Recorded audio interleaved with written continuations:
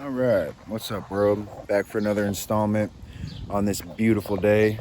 Okay, so 96 Honda Shadow. If you guys have been seeing the videos, been working with me on this project, following along. So got the charging system dialed in, got the voltmeter put on with the little phone charger on it, just in case I'm in a pinch. Magnetic to hold the phone for navigation, just little comforts.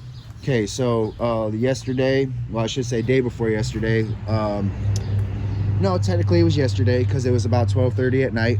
I got off work and I came home and got this light here on the back of my house. So I went ahead and pulled the bike up on this little pad here under the light and took the wheels off. There's a Harley dealership local here. I asked him if he could do the, it's not a Harley dealership, I'm sorry. It's a locally owned Harley mechanic shop, privately owned. I asked the gentleman if he could, you know, mount and balance the wheels for me and tires on the wheels. And he said, yeah, but he wasn't open. I don't know. He's an older gentleman, retired, I think. But anyway, so there's a KTM shop here local. Went there, dropped them off. $1.25, not too bad, plus disposal.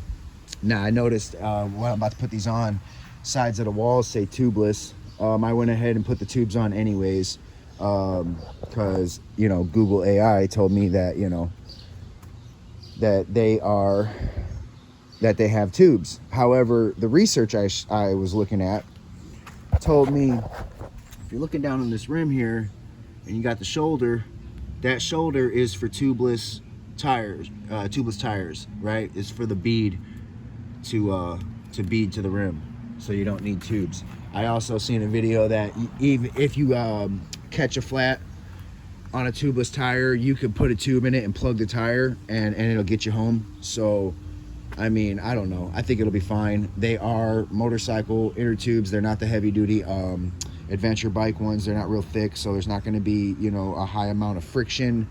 It's another thing I found out. The thicker the rubber, the more the friction applied to the road.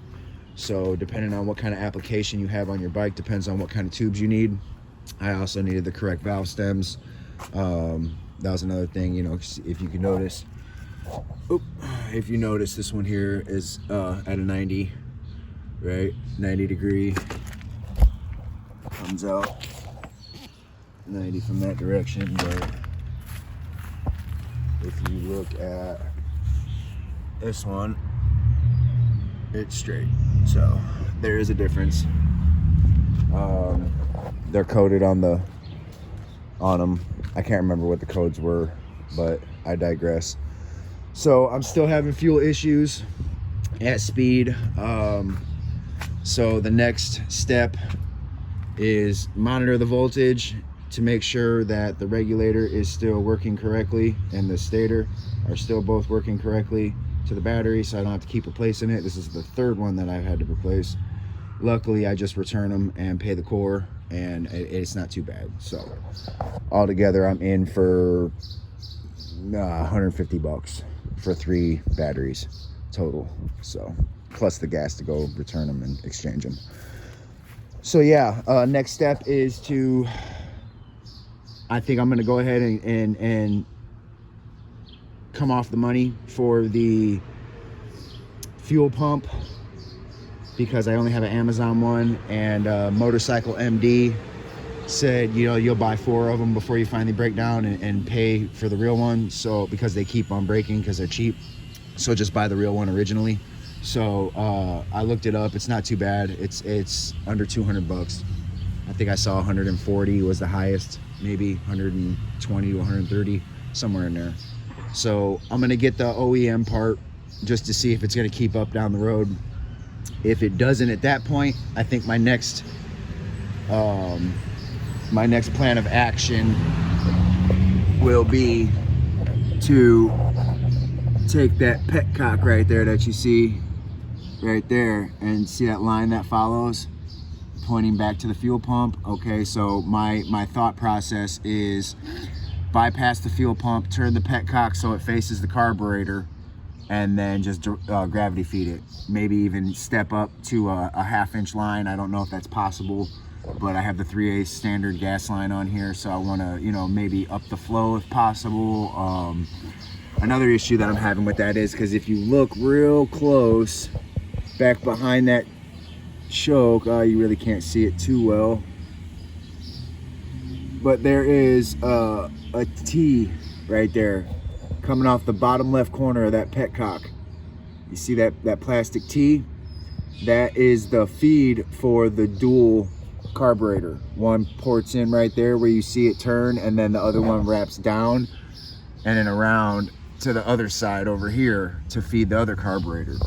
So if I turn this petcock around, there's literally no room between the end of the petcock and the end of the T. So there'll have to be some kind of modifying going on.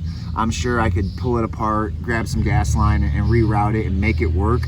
Problem is I need to make sure that there's no hard turns. I would like to have an inline fuel filter, and just the way that this is going, if you look at the design of the bike, here, I'll back up for you guys. If you look at the design of the bike and you get down low, the petcock's here, the fuel pump's here, and the carburetor's here, obviously. So you want to keep your lines above the carburetor for an effective gravity feed, right? So if I'm bellied down somewhere down here and I'm coming back, it's not going to work. I mean, yeah, I'll get, you know, fuel, whatever, but then there's always going to be that dead spot, right? So if I don't have enough weight up here pushing that through, I don't know if it's gonna achieve what I'm trying to achieve, which is good throttle response at speed. Now, another thing I was thinking is if I step the gas line up to a 1/2 inch, and then, well, now that I'm saying it out loud, I don't know if it's going to work, because the ports going into the carburetor are standard. You can't change that size. So I would have to reduce from a 1/2 to a 3/8 or 1/2 to whatever the step is below that, that's actually going into the carburetor. So it would be 2 steps down. So I don't even know if they sell those reducers. I don't know. I'm new at this. I'm just brainstorming. So yeah, we'll see what happens. To be continued on that. So for now, I'm gonna go back over my chain, make sure it's lubed. I went ahead and scrubbed off the old sticker mounts for the old weights. We got new weights on. Go ahead and show you guys those. KTM went ahead and put on the balancer weights on both sides, as well as a set of weights on this side, and I believe as well as this side. So we're balanced, new treads. Hopefully that takes care of, there was a slight bounce in the front end as I was going down the road. You could see, you're not really see it, but I could feel it when I was going down the road, again at speed. So hopefully the new tires take care of that vibration. Now also another thing that I'm facing is my seals are busted. At least on this one, I know for sure is busted, and I'm losing fluid, and I'm pretty sure I'm losing fluid on this one too. Actually, this is the one I'm losing fluid on, but this seal just busts and it's like it slides up and down. So my forks are bad. So I don't know, I was thinking about buying going on eBay and buying a set of forks off another bike, or saving up the money and flipping for the Springer. I do kind of like the way the Springer front end looks from TJ Brutal. Think about it, black Springer, keep all the chrome accents. Well, it ain't even really chrome, but whatever. But have the chrome ape hangers, Springer front end, and then, you know, change out the tires. Maybe I'd like to put on a fender and a sissy bar, so I have something to strap some pack to, so I don't have to carry it on my shoulders. Because the goal of this is motorcycle camping. I wanted to make the bike rally. Hawk Rock is in 2 weeks, and it's just not gonna happen. Now, if I could get my hands on a trailer I'd trailer the bike down there because it's great for bar hopping, you know, local, you know, around town stuff. Perfect, you know, but over the road down the highway is no bueno. So, but yeah, that's what's going on right now, to be continued. So stay tuned, stay safe, and Godspeed.